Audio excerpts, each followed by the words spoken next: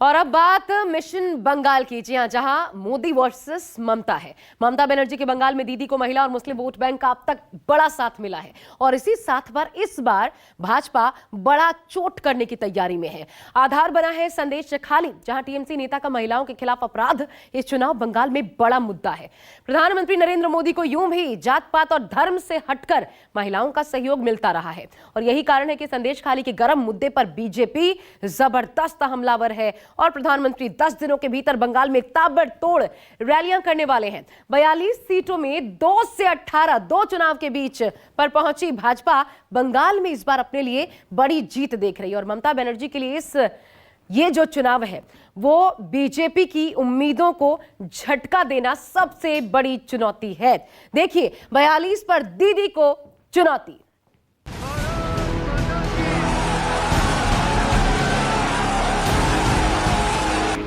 धरती पर टीएमसी के राज में नारी शक्ति पर अत्याचार का घोर पाप हुआ।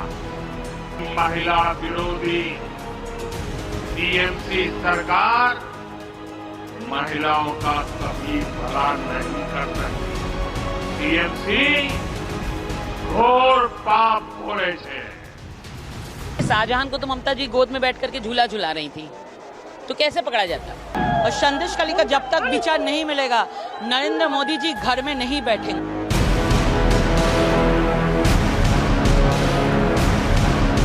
2024 के मिशन 400 के लिए मोदी ने बंगाल में अपना प्लान एक्टिव कर दिया।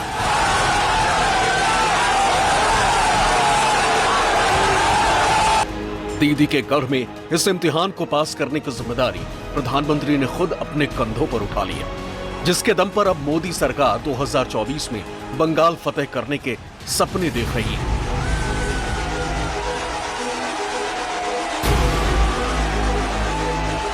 एक हफ्ते में दूसरी बार प्रधानमंत्री नरेंद्र मोदी पश्चिम बंगाल पहुंचे तो एक हाथ 15,000 करोड़ से अधिक की सौगात दी और दूसरे हाथ संदेश खाली में महिला शक्ति की पुकार लगा दी।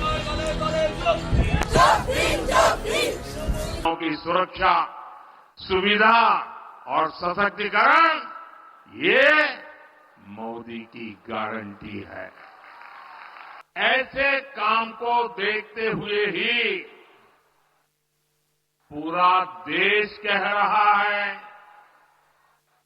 पश्चिम बंगाल कह रहा है, हर माता बहन कह रही है, अब की बार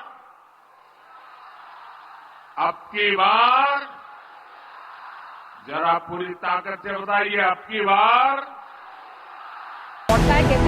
कोलकाता में अंडर वाटर मेट्रो का उद्घाटन करने के बाद पीएम मोदी जब बारासात पहुंचे तो उनके निशाने पर ममता सरकार थी। इसी धरती पर टीएमसी के राज में नारी शक्ति पर अत्याचार का घोर पाप हुआ है। संदेश खाली में जो कुछ भी हुआ उससे किसी का भी सिर शर्म से झुक जाएगा, लेकिन यहां की टीएमसी सरकार को आपके दुख से कोई फर्क नहीं पड़ता। टीएमसी सरकार बंगाल की महिलाओं के गुनहगार को बचाने के लिए पूरी शक्ति लगा रही है, लेकिन पहले हाई कोर्ट और फिर सुप्रीम कोर्ट से भी राज्य सरकार को झटका लगा है। मोदी ने महिला अत्याचार पर ममता सरकार पर हमला किया और उन्हें घेरने की कोशिश की, तो ममता सरकार उन पर सफाई देने के बजाय मोदी सरकार को मणिपुर से लेकर यूपी तक की फहरिस्त गिनवानी शुरू कर देती है। जो वंचित कर रहा है, जो दलित के ऊपर अत्याचार कर रहा है, जो पार्टी जो शोषित कर रहा है, जो वंचित कर रहा है, जो लूट कर रहा है जनता को, जनता का पॉकेट लूट कर रहा है, पॉकेट काट रहा है और खाली विज्ञापन देके, भाषण देके बड़ा बड़ा भाषण करते हैं चुनाव का टाइम में। आज चुनाव के बाद इसको शक्ल भी नहीं दिखा देता है। इसके लिए आप लोग को मैं विनती करनी चाहिए, आप मेहरबानी करके आइए, आओ वादा लीजिए कि हम जिंदगी देने के लिए तैयार है, लेकिन हम एनआरसी करने नहीं देंगे। हम जिंदगी देने के लिए तैयार है, लेकिन बांग्ला टूटने हम नहीं देंगे। हम लड़ाई करने के लिए तैयार है, लेकिन हम बांग्ला का जो कल्चर है कोई भी कीमत पर हम उसको टूटने नहीं देंगे। दरअसल महिला अत्याचार के मुद्दे पर ममता सरकार बंगाल में अकेली पड़ गई, क्योंकि बीजेपी के साथ लेफ्ट से लेकर कांग्रेस तक ने स्थानीय स्तर तक उसका पुरजोर विरोध किया।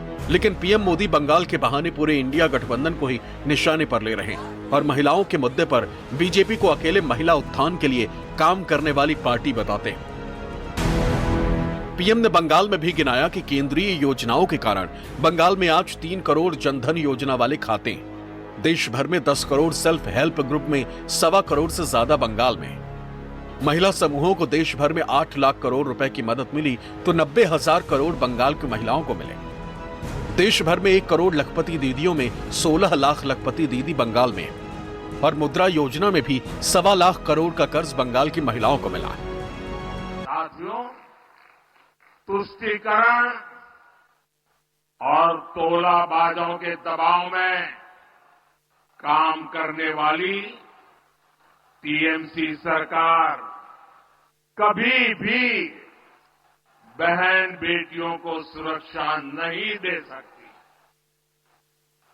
वहीं दूसरी तरफ भाजपा की केंद्र सरकार है, जिसने बलात्कार, रेप जैसे संगीन अपराध के लिए फांसी की सजा तक की व्यवस्था की है। ममता सरकार पर केंद्रीय योजनाओं में रोड़ा अटकाने वाली पार्टी बताते हुए इंडिया गठबंधन को भी निशाने पर ले लिया। पश्चिम बंगाल की रैली में महिला सशक्तिकरण और महिला विकास को लेकर पीएम मोदी ने जो दावे किए, उसके पीछे एक सबसे बड़ा फैक्टर ये है कि वो ममता दीदी की डबल एम वाले फैक्टर में एक हम को अपनी तरफ खींचने की तैयारी में। इसलिए पीएम मोदी ने नॉर्थ 24 परगना जिले में संदेश खाली की घटना का मुद्दा उठाया, बल्कि पीड़ित महिलाओं से भी मुलाकात की। दिलचस्प बात यह है कि पश्चिम बंगाल में बीजेपी को ममता बनर्जी को इस बार घेरने के लिए कोई बड़ा मुद्दा नहीं मिल रहा था। ऐसे में संदेश खाली की घटना ने बीजेपी को ममता बनर्जी के खिलाफ सियासी माहौल बनाने का मौका दे दिया। यही वजह है कि संदेश खाली की घटना के दूसरे दिन ही बीजेपी पूरे दमखम के साथ उतर गई है और टीएमसी को कटघरे में खड़ा करना शुरू कर दिया। शाहजहां को तो ममता जी गोद में बैठ करके झूला झुला रही थी, तो कैसे पकड़ा जाता? उनको पूरा संरक्षण ममता बनर्जी ने दिया हुआ था। जब देखा कि पानी अब नाक से ऊपर चले गया है, जब हम कोर्ट तक गए और उन्हें हमने फोर्स किया कि किसी भी तरह उसको प्रस्तुत करें, तब वो सामने आया है। और उनकी नवाबी आप लोगों ने देखी है, चाल में ढाल में। मगर हमने कह दिया था कि ये नवाबी जो है, ये जवाईपन जो है, वो हम उतार के छोड़ेंगे, और वो हमने उतरवा दिया। अब सीबीआई के हवाले हो गया है। अब जाकर के पता चलेगा कौन सा शाहजहां कहाँ का बादशाह। संदेशखाली का महिला लोग है, और संदेशखाली का जब तक विचार नहीं मिलेगा, नरेंद्र मोदी जी घर में नहीं बैठेंगे। संदेशखाली का महिला को विचार देके ही घर में बैठेंगे। नारी लोगों का रक्षा नहीं दे पाया ममता बनर्जी ने, शेख शाहजहां को सुरक्षा दे रहा है, और नारी का चेकिंग, नारी का वीडियो रिकॉर्डिंग कर रहा है आज का सभा में आने के लिए। धिक्कार जनाई ममता बनर्जी सरकार। क्रिमिनल को बचाने के लिए ममता बनर्जी, जिसके अंडर होम मिनिस्ट्री है, हमारे मुख्यमंत्री जी, वो क्यों ऐसी इतनी डेस्परेट है? इस डेस्परेटनेस का कारण क्या है, ये हम सबसे पहले हमें पता करना चाहिए। आप लोग भी पता करिए। इसलिए दौरे के दौरान प्रधानमंत्री नरेंद्र मोदी ने संदेश खाली के पीड़ित महिलाओं से मुलाकात की। पीएम के सामने अपना दर्द बयां कर पीड़ित महिलाएं काफी भावुक हो गईं। बारासात में नारी शक्ति वंदन अभिनंदन कार्यक्रम को संबोधित करते हुए पीएम मोदी ने संदेश खाली घटना की घोर निंदा की। इस दौरान उन्होंने ममता सरकार पर खूब हमला बोला। मोदी मिशन बंगाल को पूरा करने के लिए क्यों बार बार महिला फैक्टर को मुद्दा बना रहे हैं, इसे कुछ इस तरह समझिए। पश्चिम बंगाल में ममता बनर्जी की सियासी ताकत मुस्लिम और महिला वोट बैंक है। इसके सामने लेफ्ट से लेकर बीजेपी तक सामना नहीं कर पाए। ममता लगातार तीसरी बार सीएम इन्हीं डबल एम के दम पर बनी, लेकिन संदेश खाली घटना ने 2024 के लोकसभा चुनाव में टीएमसी की सियासी चुनौती इसके लिए खड़ी करने का काम किया है। आपको दिखाते हैं किस तरीके से ममता बनर्जी को डबल एम का फायदा मिला है। डबल एम फॉर्मूले से सत्ता पर काबिज रही हैं अब तक ममता बनर्जी। पश्चिम बंगाल में टीएमसी प्रमुख ममता बनर्जी का मजबूत दुर्ग माना जाता है। Mamata Banerjee double M formula यानी कि मुस्लिम और महिला वोटों के सहारे बंगाल की सत्ता में अपना दबदबा बनाए हुए हैं और 24 में क्लीन स्वीप का टारगेट भी उन्होंने सेट किया है। लोकसभा चुनाव की सियासी सरगर्मी के बीच संदेश खाली की घटना ने बीजेपी को ममता बनर्जी पर सीधा अटैक करने का मौका दे दिया है, महिला विरोधी बताकर। दूसरा देखिए, ममता के एक एम पर प्रधानमंत्री मोदी की नजर है। कौन सा एम? आप जान गए, डबल एम फॉर्मूले में से एक एम है महिला वोटों में सेंधमारी का। और इसी के मद्देनजर प्रधानमंत्री मोदी ने बुधवार को नॉर्थ 24 परगना में नारी शक्ति बंधन कार्यक्रम में संदेश खाली घटना के बहाने ममता बनर्जी पर जमकर और सीधा निशाना साधा। साथ ही बंगाल की माताओं बहनों को अपना परिवार बताया। पीएम ने इंडिया गठबंधन की तुलना गांधी जी के 3 बंदर से की और संदेश खाली में महिलाओं पर अत्याचार के मुद्दे पर चुप रहने के लिए आलोचना की। तो बड़ी बात यह है कि महिला वोटर्स की भागीदारिता जो है वो किस प्रकार की रही है बंगाल में, जिसके चलते बीजेपी ने ये ध्यान जो है, मुद्दा जो है संदेश खाली की ओर शिफ्ट किया है। कारण क्या है वो आपको समझाते हैं। देखिए, 2004 से 2019 तक नजर दौड़ाइए। 2004 में कितनी महिलाओं ने वोट किया था प्रदेश में? 53.3 महिलाओं ने। 2009 5 सालों बाद कितनी महिलाओं ने? 55.8। फिर 14 के चुनावों में 65.5। 2019 में देखिए 66.9%। यानी कि बड़ी बात यह है कि लगातार ये ग्राफ बढ़ता रहा है, जबरदस्त उछाल इसमें आया है महिला वोट बैंक का। और ये वो पॉजिटिव साइन है जिसके दम पर भाजपा टीएमसी को बंगाल में परास्त करने के मिशन पर इस वक्त जुटी है। बीजेपी को लगता है कि मोदी सरकार की नारी सशक्तिकरण, उत्थान और न्याय को लेकर किए गए फैसलों का असर है कि महिला मतदाताओं का रुझान बीजेपी की ओर बढ़ा। शायद यही वजह है कि बंगाल में पीएम मोदी ने महिलाओं के मुद्दे पर इंडिया गठबंधन पर निशाना साधा। एक तरफ पीएम मोदी महिलाओं को साधने के लिए ममता सरकार पर निशाना साध रहे हैं, तो वहीं दूसरी तरफ महिलाएं ममता बनर्जी के सदा ही फोकस रही। 2021 के विधानसभा चुनाव में टीएमसी ने महिलाओं को लेकर मुद्दा बनाया था और नारा दिया था, बांग्ला निजेर मेके चाय। इसका अर्थ है कि बंगाल खुद की बेटी को चाहता है। इसी तरह से तीसरी बार सरकार के गठन के पहले ममता बनर्जी ने कन्याश्री और लक्ष्मी भंडार जैसी योजनाएं शुरू की थी। कन्याश्री के तहत बालिकाओं को प्रतिमाह छात्रवृत्ति और 25 साल की उम्र में विवाह पर एकमुश्त राशि दी जाती है। एक बार फिर ममता बनर्जी महिलाओं को लुभाने के लिए हर दाव चल रही हैं। इसी कड़ी में ममता बनर्जी ने ऐलान किया है कि आशा बहनें और आंगनबाड़ी कार्यकर्ताओं को रुपए की पारिश्रमिक राशि बढ़ा दी।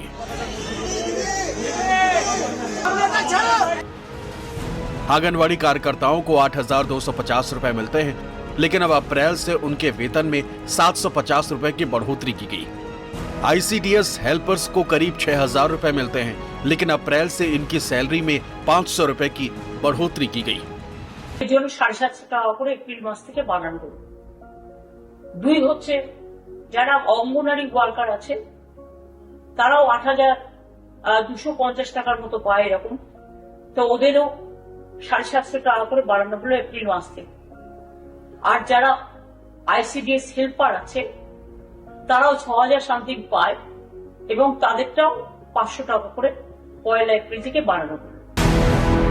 एक तरफ जहां दीदी अपने डबल एम को संभालने का प्लान बना रही, ठीक उसी तरह बीजेपी ममता के हर प्लान के खिलाफ कुछ न कुछ ऐसा रास्ता निकालने का प्रयास कर रही है कि आने वाले लोकसभा चुनाव में बीजेपी को उसका फायदा पहुंचाया जा सके। ममता बनर्जी सालों साल प्रतिश्रुति देते हैं, इलेक्शन के पहले सबको घूस देते हैं वोट खरीदने के लिए, यही उनकी तकनीक। फिर 2 महीने के बाद बोलेंगे अब पैसा नहीं है, बंद कर देते हैं। तो ये उनकी जो पॉपुलर पॉलिटिक्स है, देश भर में कुछ विरोधी दल ऐसे ही कर रहे हैं, लेकिन जनता इतना परेशान है, ना सुरक्षा है, ना नौकरी चाकरी है, ना स्वास्थ्य है, ना शिक्षा की व्यवस्था है, महिलाओं की ना सुरक्षा है, इससे परेशान है लोग। यहाँ से निजात पाना चाहते हैं, चाहे ममता बनर्जी कुछ भी कर ले, लोग भूलने वाले नहीं है। बीजेपी बंगाल विधानसभा चुनाव में मिली करारी हार को भुलाकर इस बार 2019 लोकसभा चुनाव वाला करिश्मा दोहराना चाहती, इसलिए बीजेपी बंगाल को लेकर काफी फोकस्ड है। लोकसभा चुनाव 2024 से पहले एक ही हफ्ते में पीएम मोदी के 2 दौरे कड़ी का एक अहम हिस्सा है। ये दौरा इसलिए भी महत्वपूर्ण है क्योंकि न सिर्फ बंगाल बल्कि पूरे देश में जिस तरह से विपक्षी दल भाजपा से मुकाबला करने के लिए एक साथ आ रहे हैं, उससे निपटने के लिए मोदी ने मिशन बंगाल को एक्टिवेट कर दिया। ये वो लोग हैं, ये वो जनता है जिसकी विश्वास बहाली या नजर आ रही है। जो ममता बनर्जी ने ऐतिहासिक जीत के साथ 2011, 2016 और फिर 2021 का विधानसभा चुनाव जीता। यानी बंगाल की जनता ने ममता पर आंख बंद करके भरोसा किया, जिसके दम पर ममता ने मोदी लहर को बंगाल के बॉर्डर पर 2014 लोकसभा और 2016 विधानसभा में रोक दिया। लेकिन 2019 में पहले से ज्यादा वोट शेयर के बावजूद बीजेपी ने बंगाल में धमाकेदार जीत दर्ज की। उसके बाद 2021 में एक बार फिर 2021 के विधानसभा चुनाव में बीजेपी ने पहले से बहुत बेहतर प्रदर्शन तो किया, लेकिन वो दीदी के विजय रथ पर ब्रेक नहीं लगा पाई।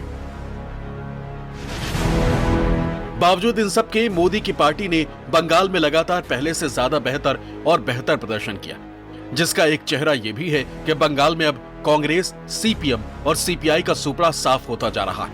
ये पार्टियां सिमटती जा रही हैं। इसी का फायदा उठाकर बीजेपी और टीएमसी ने सिर्फ वोट प्रतिशत बढ़ाया, बल्कि 2024 में भी बंगाल में अब सीधी लड़ाई इन्हीं दो पार्टियों के बीच होती नजर आ रही।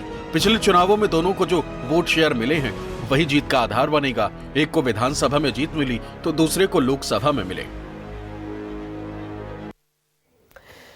तो दरअसल बीजेपी को बंगाल में इतनी उम्मीदें कैसे हैं, क्योंकि ये जो चुनाव है वो कुल मिलाकर के यहाँ पर 42 सीटों का, लेकिन बीजेपी की उम्मीदें बहुत ज्यादा नजर आती हैं। फील्ड पर बीजेपी है, लेकिन वोट शेयर में भी सीधा प्रभाव इसका पड़ेगा, ये मानकर क्यों चल रही है भाजपा? देखिए, क्योंकि चुनाव दर चुनाव जो ग्राफ रहा है वोट प्रतिशत का, वो दरअसल यही कहानी बयां करता है। देखिए, बंगाल में बीजेपी का वोट शेयर हम आपको दिखा रहे हैं। लोकसभा 2014 16.8%, विधानसभा 2016 उसके बाद चुनाव हुए थे 10.2%, लोकसभा 2019 ये गैप देखिए 16 से सीधा 40.2% पर आ गई थी बीजेपी। 2 से 18 सीटों का ये उछाल था और यही बड़ी उम्मीद है। और एक बार फिर लोकसभा चुनाव है।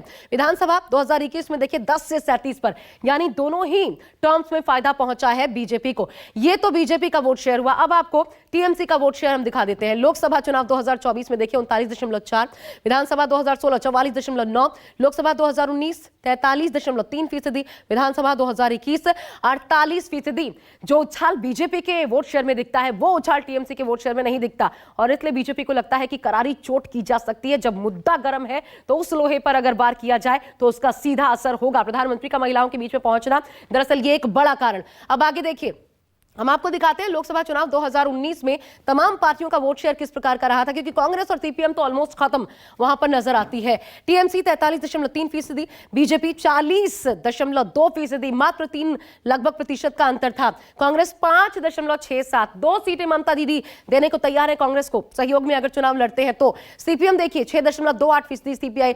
0.4%। अब ये विधानसभा 2021 की अगर बात की जाए 48 ये यहां पर प्रतिशत नजर आता है वोट शेयर का। BJP 37.8%, Congress 3%, CPM 4.7, CPI 0.2%। यानी बहुत ज्यादा आपको यहां पर अंतर नजर नहीं आएगा। और अगर आप क्योंकि ये कंपैरिजन जो है ये लोकसभा और विधानसभा के हिसाब से, लेकिन अगर ये आप देखें तो ये इतना छोटा मार्जिन है कि इस पर काबू पाया जा सकता है, इसमें चोट पहुंचाई जा सकती है भाजपा को, ये लगता है। और इसी मिशन बंगाल पर भाजपा इस वक्त बंगाल में जुटी हुई है।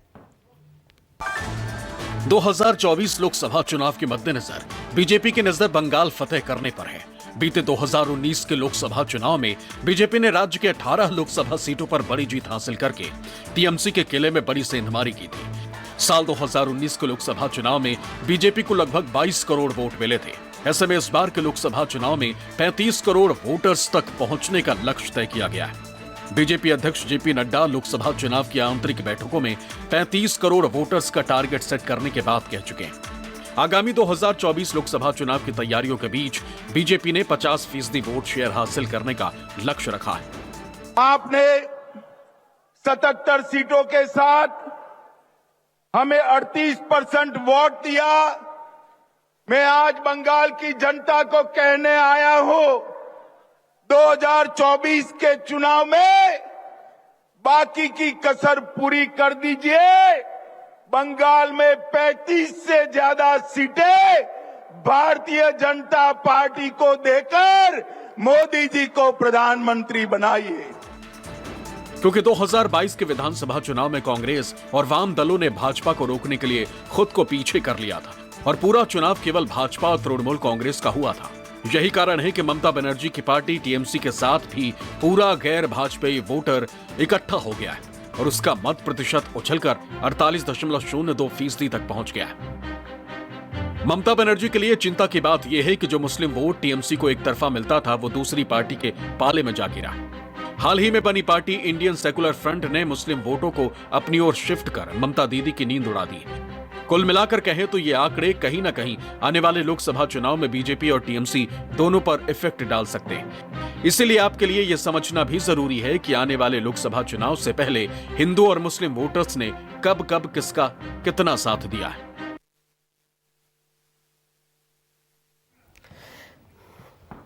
जी हाँ, तो ये बंगाल का सियासी समीकरण है जो अब हम आपको समझाने जा रहे हैं। चलिए, ये भी आंकड़ों की जुबानी आपको दिखाते हैं किस तरीके से बीजेपी मिशन बंगाल पर इस वक्त जुटी हुई है। लोकसभा चुनाव 2019 की पहले बात करते हैं। कुल सीटें 42 थी टीएमसी, 19 में 22 सीटें जीती थी और 18 सीटें जीती थी भाजपा। और यही 2014 की बात करें तो ये मात्र 2 सीटें थी, 2 से 18 पर भाजपा पहुंची थी।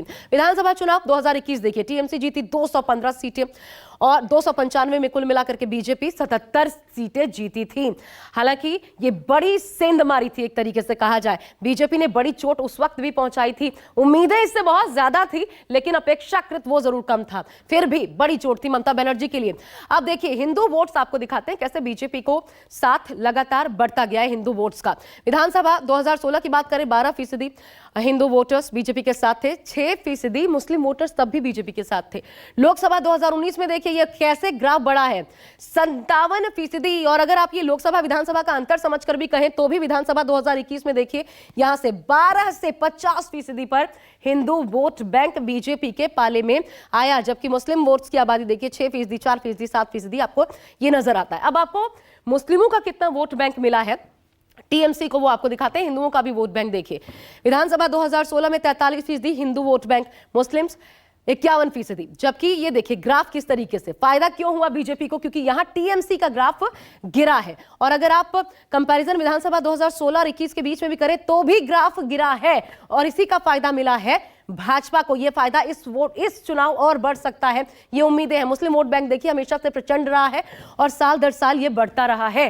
तो जो डबल एम की हम बात कर रहे हैं, यानी मुस्लिम और महिला, उसमें एक एम को छोड़ दिया जाए, दूसरा जहां प्रधानमंत्री जब पहुंचे हैं तो बड़े गजब और निराले अंदाज में, क्योंकि यकीन है प्रधानमंत्री को, ये जो साइलेंट वोटर है इस चुनाव कमाल करेंगी। 42 सीटों पर बीजेपी को जबरदस्त जीत दिलाएंगी कमल खिलाकर। एक छोटा सा ब्रेक इसी के साथ आप देखते रहिए न्यूज़ 24।